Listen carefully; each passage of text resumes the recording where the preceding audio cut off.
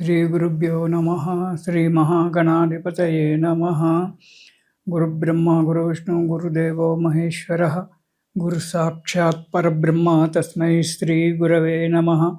हरितसगोत्रोत्पन्नं हरिभक्तिपरायणं शङ्करगुरुवरेन्द्रचरणं शरणं प्रपद्ये। श्रीमहद्भ्यो गुरुभ्यो नमः।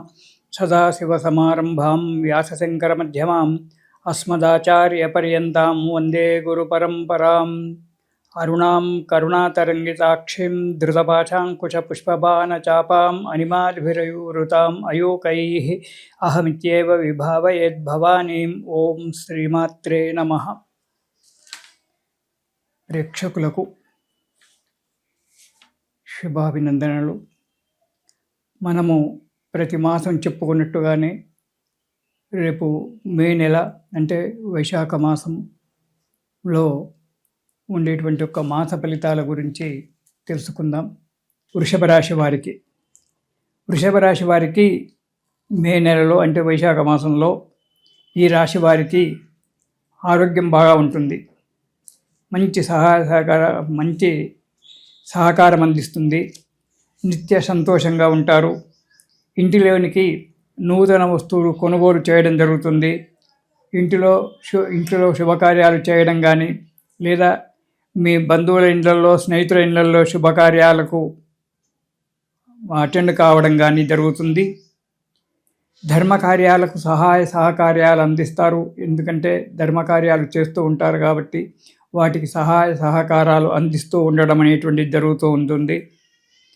విందులు వినోదాలలో కూడా పాల్గొంటారు. చాలా సంతోషంగా హ్యాపీగా ఉంటారు. చేసేటువంటి ఒక వృత్తిలో కానీ వ్యాపారంలో కానీ ఉద్యోగంలో కానీ మంచి అభివృద్ధి ఉంటుంది. ఉద్యోగులకైతే ప్రమోషన్లు రావడం జరుగుతుంది. కోరిన చోటికి ట్రాన్స్ఫర్ కావడము సుఖ సంతోషాలను ఇస్తూ ఉంటుంది. ఇక నిరుద్యోగులకు ప్రయత్నం చేసినట్టయితే ఉద్యోగ ప్రాప్తి కలగడము, విదేశాలకు ప్రయాణం చేయడానికి అనుకూలమైన ఒక వాతావరణం ఉంది. విదేశాలకు కూడా ప్రయాణం చేయొచ్చు వృషభ రాశి వారు. ఇతరులకు సహకారాలు అందించి పేరు ప్రతిష్టలు పెంచుకోవడం జరుగుతుంది. ముఖ్యంగా ధర్మకార్యాలలో పాల్గొని అంటే దేవాలయ ప్రతిష్టలు యజ్ఞయాగాదులు ఇలాంటివి చేస్తూ ఉంటారు దేశ కళ్యాణం గురించి. అలాంటివి చేసినప్పుడు ఆ ధర్మకార్యాలలో పాల్గొని మీకు ఇతోధికంగా సహాయం చేసి మీరు ఆ భగవంతుని యొక్క అనుగ్రహాన్ని పొందుతారు. దానివల్ల సంఘంలో పేరు ప్రతిష్టలు పెరిగిపోతుంటాయి. సరే, చిన్న చిన్న ఆటంకాలు మన జాతకం ఎంత బాగా ఉన్నా, ఎంత అదృష్టం బాగా ఉన్నా, ప్రకృతి రీత్యా కొన్ని చిన్న చిన్న ఆటంకాలు ఏర్పడినప్పటికీ అవి తొందరలోనే సమసిపోతుంటాయి. కాబట్టి సంతోషంగా హాయిగా జీవితాన్ని గడపడానికి ఆస్కారం ఉంది ఈ నెలలో.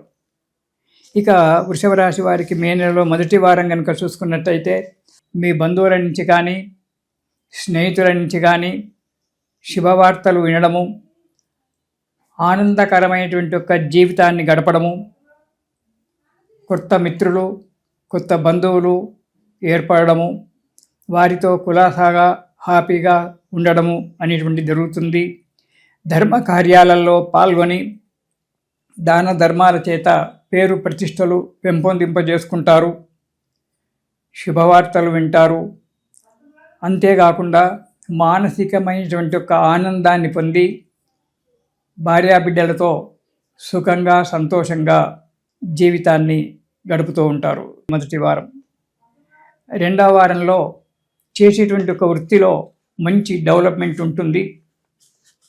ఆశించినటువంటి ఒక ఫలితాన్ని పొంది ఆనందంగా ఉంటారు. ఇంతకుముందు పెండింగ్లో ఉన్నటువంటి ఒక కార్యక్రమాలు ఏవైతే ఉన్నాయో ఆ కార్యక్రమాలు అన్నీ కూడా పూర్తవుతూ ఉంటాయి. ప్రయత్నించినటువంటి ఒక కార్యము శుభంగా నెరవేరుతుంది.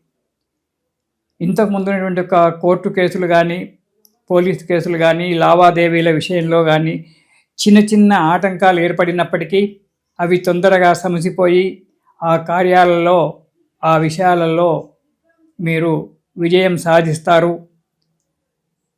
మంచి యొక్క పేరు ప్రతిష్టలతో సుఖంగా ఉంటారు 2వ వారంలో.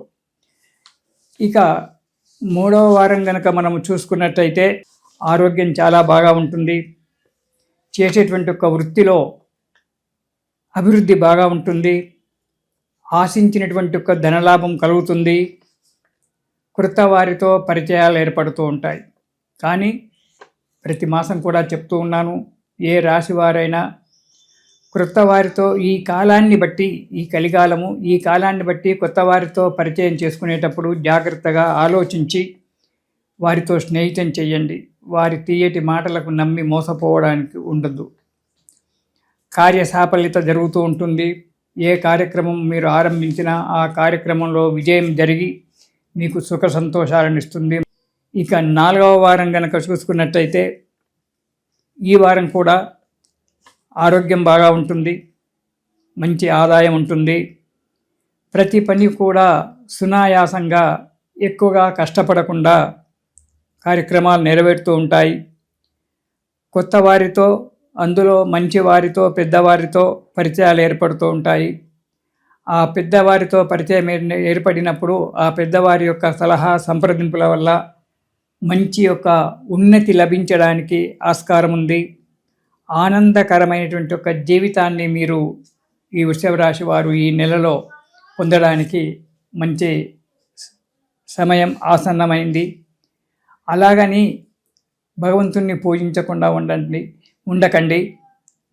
ఎందుకంటే జాతకరీత్యా కొన్ని దోషాలు ఉండొచ్చు. ఇది మనము చెప్పుకునేటువంటిది మాస ఫలితాలు, సామూహిక ఫలితాలు మాత్రమే.